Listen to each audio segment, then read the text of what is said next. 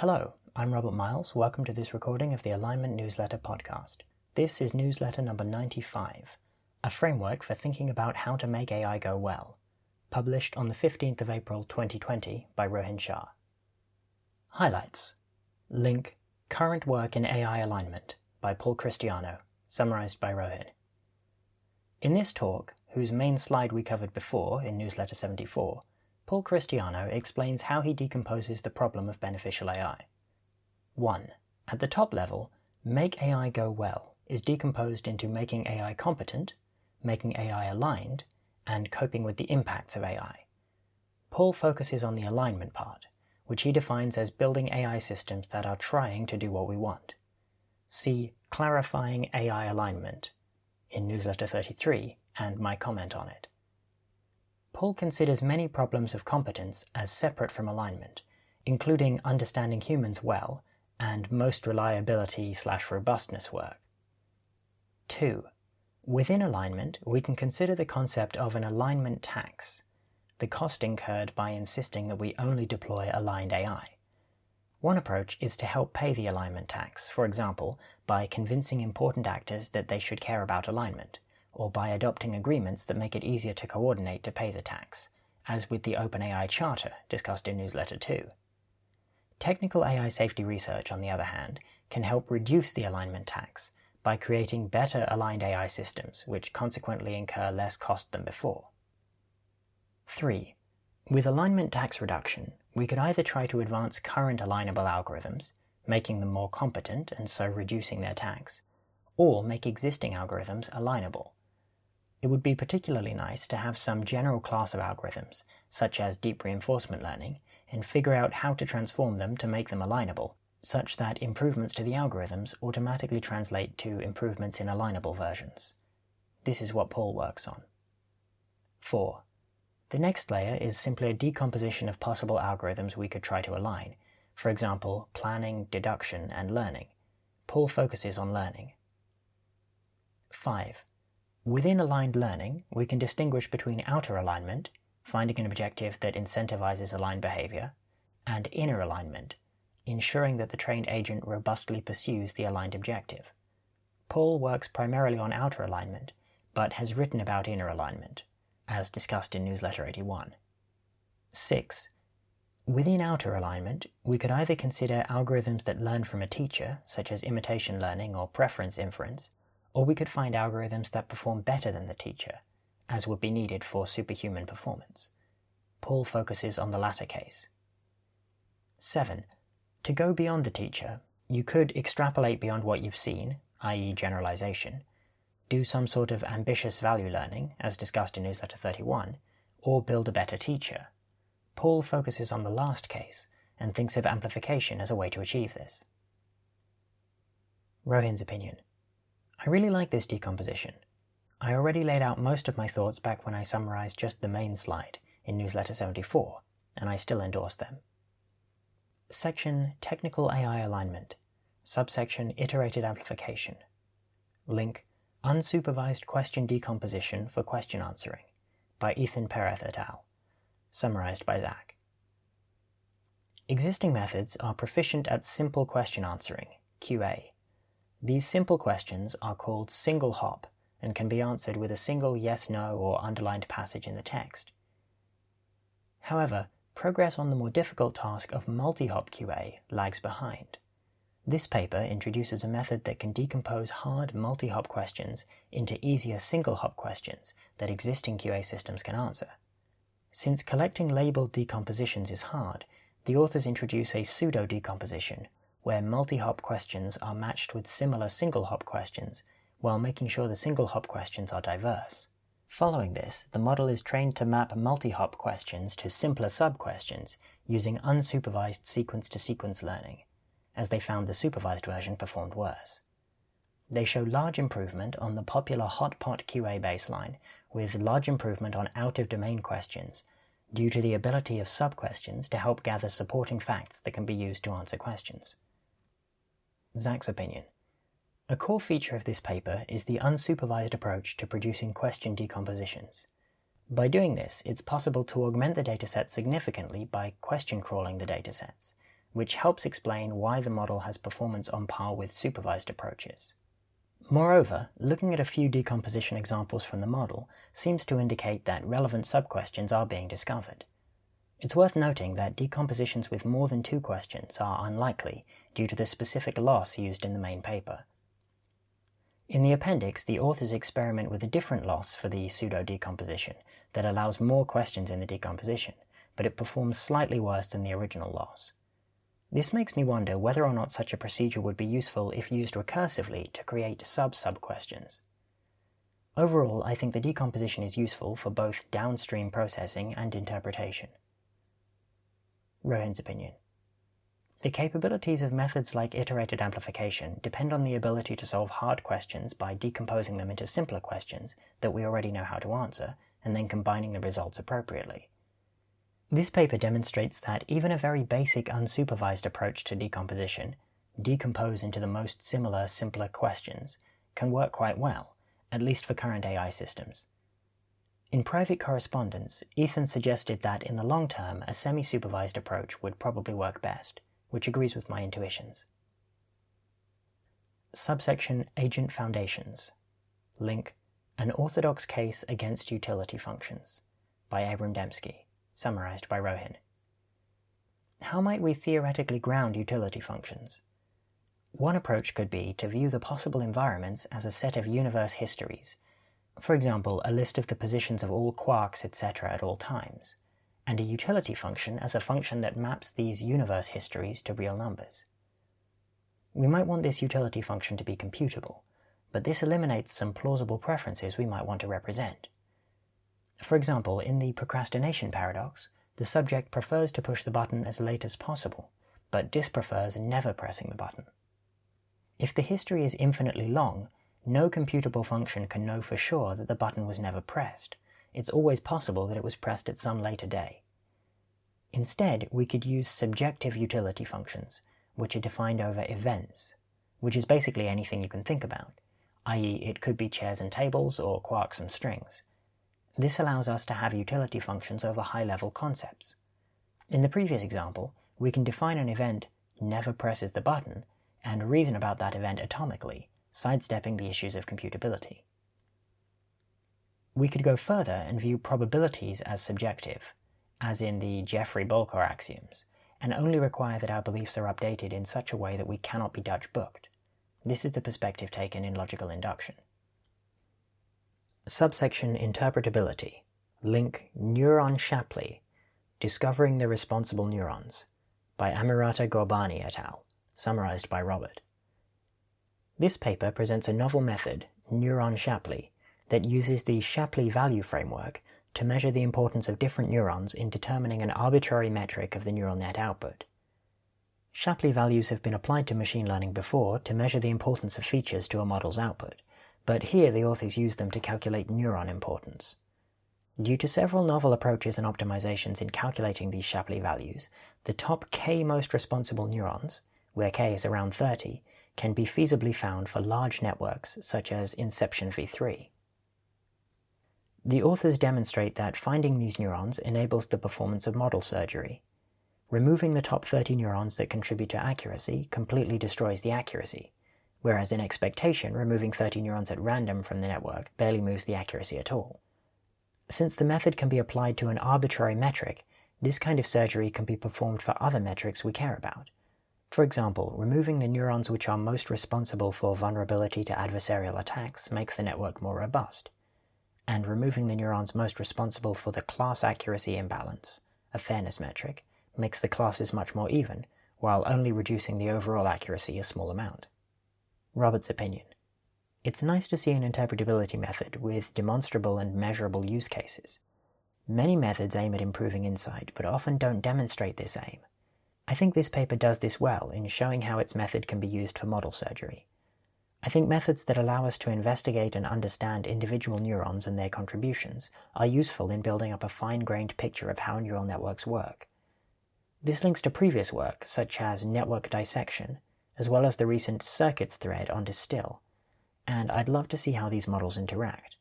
They all give different kinds of understanding, and I think it would be interesting to see if, given the results of the circuits tools, we were able to predict which neurons were most responsible for different metrics, neuron Shapley, or aligned to which relevant features, network dissection.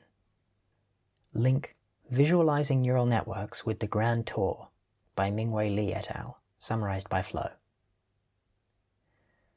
Visualizing a complete dataset instead of single input examples is helpful when we want to analyze the relationships between different input examples and how their classification changes during training, as we can do so by looking at a single video. The authors use an example on MNIST, in which the network learns to classify the numbers 1 and 7 in an almost discrete fashion during particular epochs, to compare different methods for visualizing how the dataset is classified. They find that one problem with nonlinear dimensionality reduction, like t-SNE and UMAPs, is that changes to a subset of the dataset can strongly affect how unchanged data points are represented. Then they compare this to the Grand Tour, a classical technique that projects the data into 2 dimensions from varying points of view. As projections are linear in the input variables, it's rather easy to reason about how changes in the data affect this visualization, and the time the classes 1 and 7 are learned are indeed quite salient in their example. Another advantage of this method is that confusion between 2 specific classes can be identified more easily, as the corresponding data points will be projected onto the line connecting the clusters for these classes. A similar approach can be taken on a network's hidden layers to identify the layer in which different classes become clearly distinguishable. They find that they can identify adversarial examples generated by FGSM by looking at the second to last layer, where the adversarial examples form a cluster distinct from the real images.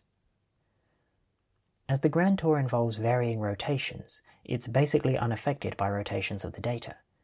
The authors argue that this is a feature, as rotations are small changes to the data and should not have a large effect on the visualization.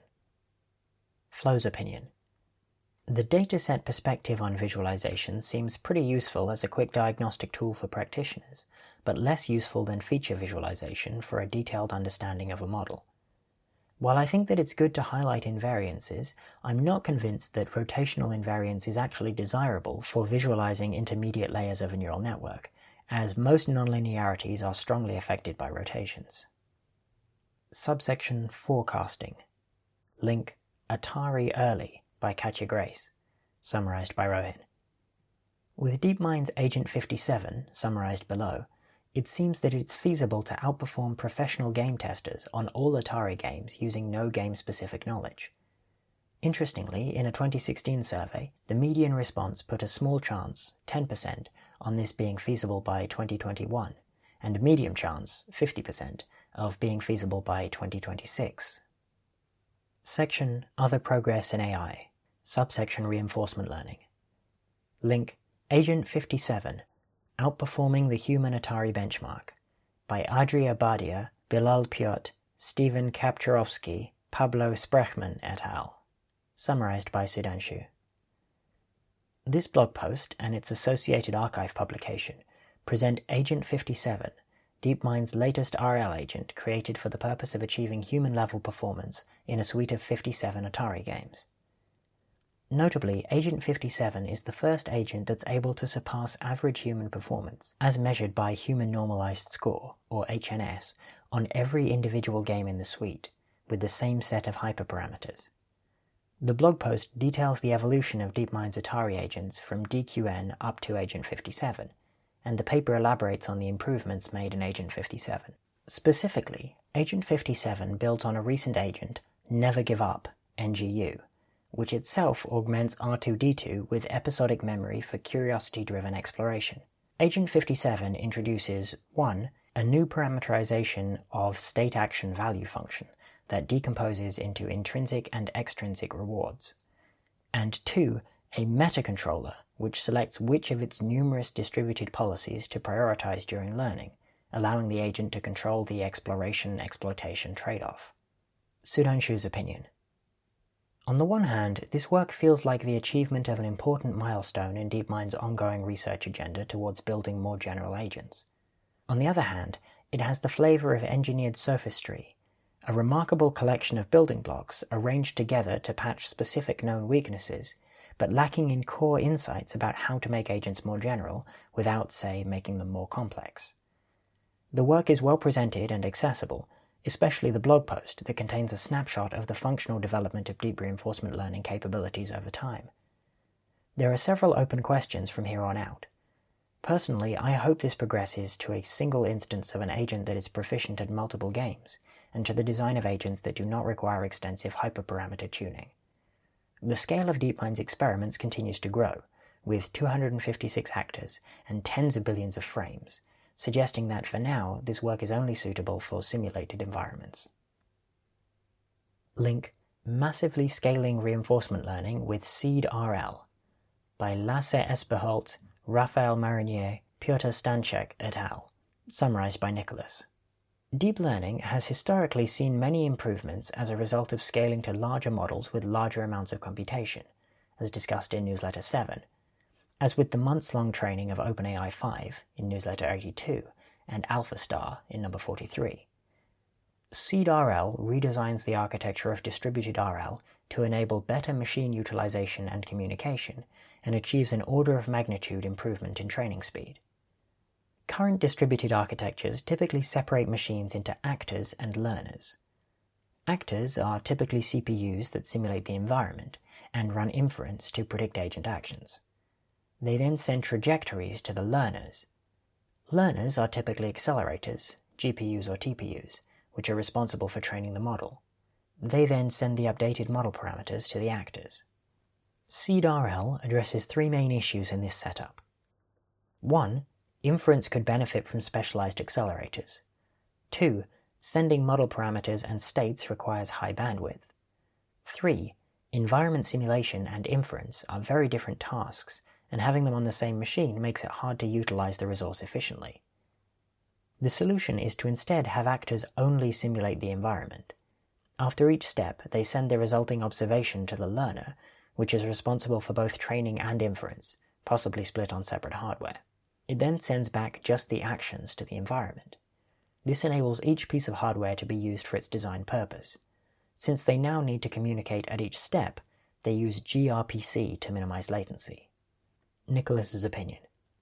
Given how compute-intensive DeepRL is, I think it's quite useful to enable cheaper and faster training before these algorithms can be broadly useful.